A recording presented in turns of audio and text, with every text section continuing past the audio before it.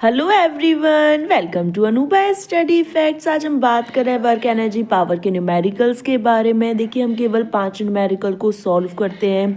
अगर आप लोग अभी से ही सेशंस देखना शुरू कर देंगे तो जब भी एग्ज़ाम का नोटिफिकेशन आएगा तब बहुत ज़्यादा बर्डन नहीं होगा। इसलिए केवल आप दिन में 5 से 10 मिनट एक वीडियो के लिए निकाल सकते हैं।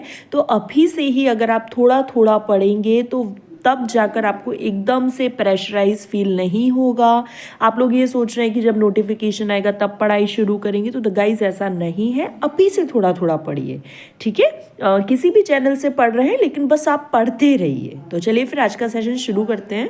Short put player throws a short put of mass 3 kg if it crosses the top of wall 2 meter high at a speed of 4 meter per second. Compute the total mechanical energy gained by the shot put when it crosses the wall. सबसे पहले जो भी चीज़ें given है हमें वो लिखनी है। Mass is equal to 3 kg, height 2 metre, velocity 4 metre per second and g is equal to 9.8 metre per second. We know that की total mechanical energy is equal to potential energy और kinetic energy का add on होता है। दोनों की formula लिखेंगे, फॉर्मूले में वैल्यूज को पुट करेंगे and we get the total mechanical energy. I hope ये क्वेश्चन बहुत देखिए, कभी कभी क्वेश्चन लेंदी हो जाता है, हम एकदम से समझ नहीं पाते हैं। लेकिन जो भी चीज़ें मैं सबसे पहले यही कहूँगी कि आपको अपने बेसिक्स पता होना चाहिए, कुछ जो फॉर्मूले हैं वो पता होना चाहिए और उसके बाद वैल्यूज़ को पुट करके बहुत ईजीली आंसर आ जाता है।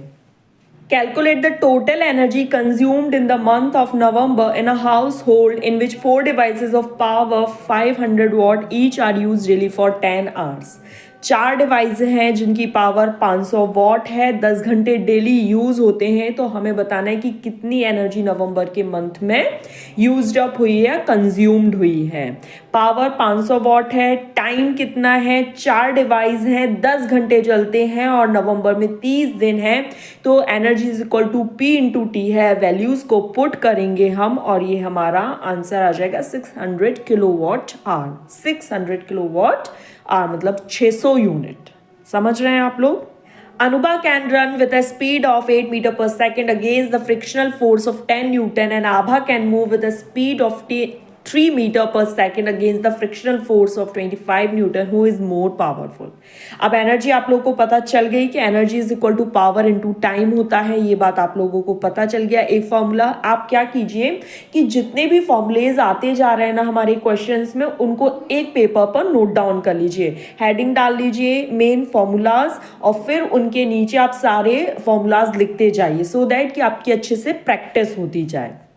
तो force applied by Anubha 10 newton है, स्पीड कितनी है 8 मीटर पर सेकेंड है। अब power is equal to F into V कैसे आया, ये सबसे पहले जो कमेंट करके बताएगा उसका कमेंट और नाम मैं अगली वीडियो में आपको शो करूंगी। तो हम फोर्स कितना है 10 है, स्पीड 8 मीटर पर सेकंड है, तो 80 वॉट इसकी पावर आ गई। ठीक है, फिर उसके बाद फोर्स अप्लाइड बाय आभा 25 न्यूटन है, स्पीड 3 मीटर पर सेकंड है, तो पावर कितनी 75 वॉट आ गई। अब आप देखिए हु इज मोर पावरफुल, तो 80 वॉट जिसकी पावर ज्यादा है that one is more powerful. So Anubha is more powerful than Abha. समझ आ गया?